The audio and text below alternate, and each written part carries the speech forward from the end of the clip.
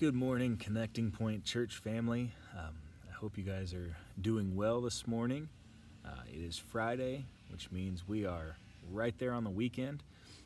Hopefully today, this last day of your work week goes well and you're able to enjoy some relaxation over these next couple of days with whatever you've got planned.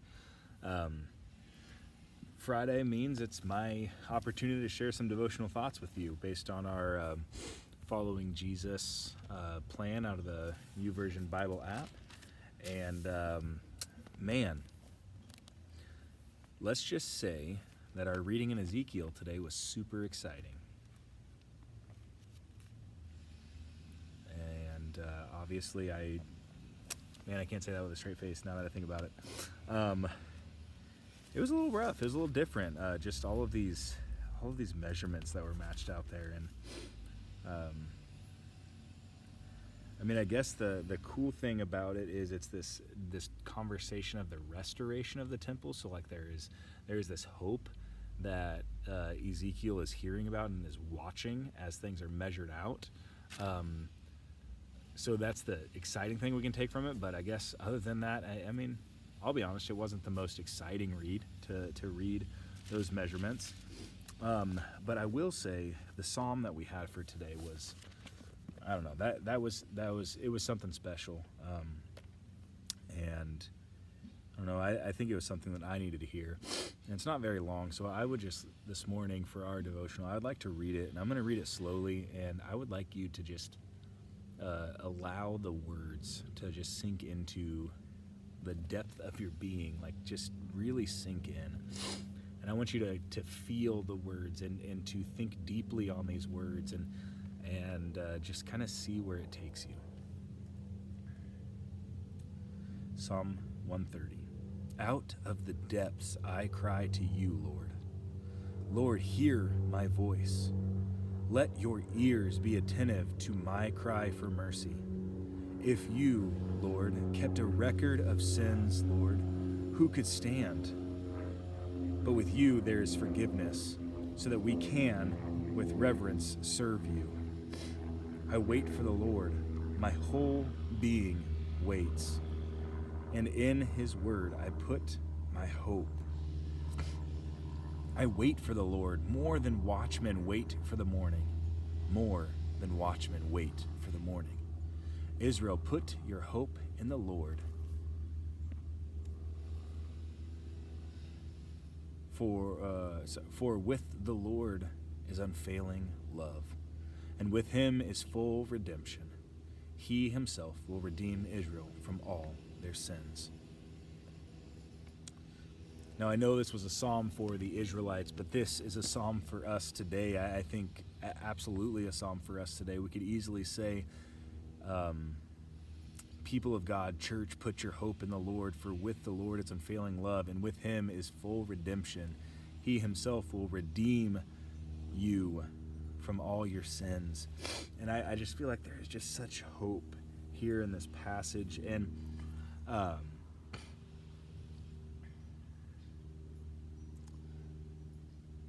as I think about the psalmist, maybe what state they were in, like this is just, I don't know, just this place of complete need of God.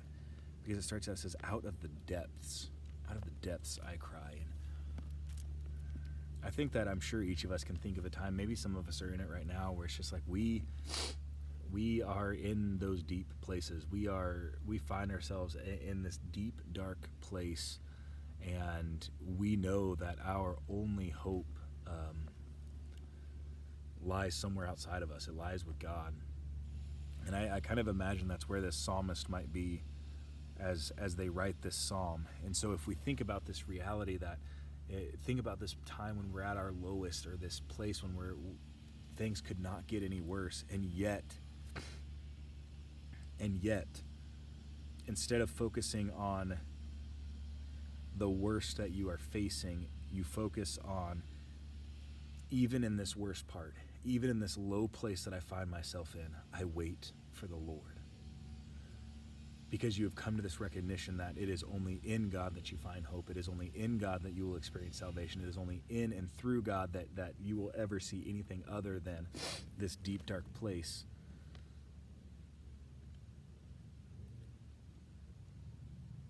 I don't know. I think this is the kind of faith that we need, that I need. The faith that says even when things are the worst and we really don't know where to turn, it's this faith that says, I'm waiting for you. Not answer me now, not do something now, but that says, God, I trust you and I am waiting for you and I'm waiting for your timing and I'm waiting for your perfect plan.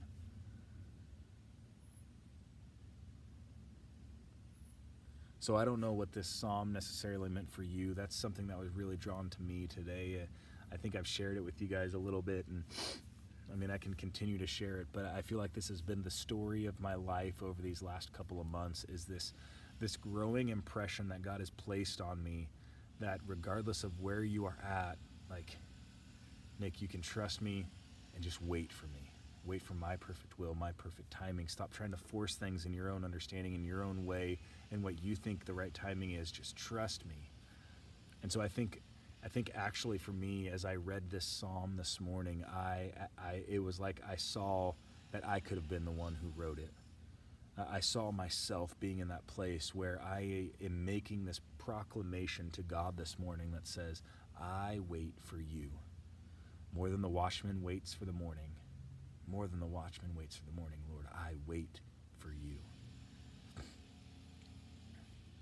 And so regardless of what any of us are facing, maybe we're not even facing like this terrible thing in front of us, but regardless of what any of us are facing, I feel like that alone should definitely be like the place that we are all in, where we say, Lord, for this next step forward, we wait for you. We watch you and we wait to see what your movement is so we know what our movement ought to be. Just this complete and utter trust in God. And if we're honest and we look at the world around us, it kind of looks like chaos is ensuing. And so there is no better time than now for this to be the proclamation of the people of God, that we are waiting for his movement. We're waiting for his will to be accomplished, and we will follow him accordingly. So church, let's hurry up and wait. Let's hurry up and watch for God. Let's watch. Let's and if you think about it, being a watchmen were tasked with standing on the wall, watching to see if anybody come, expecting potentially that somebody may come. So if we are to be as watchmen, as we watch for God, we are expecting him to move. Not necessarily telling him when to move and where to move, but we are expecting him to move. So let us wait expectantly on what God is going to do in these days and weeks and months ahead of us. And let's be diligent to follow him. Guys, I hope you enjoy your day today. Hope you enjoy your Saturday tomorrow, and I look forward to being together on Sunday for worship. We'll talk to you later.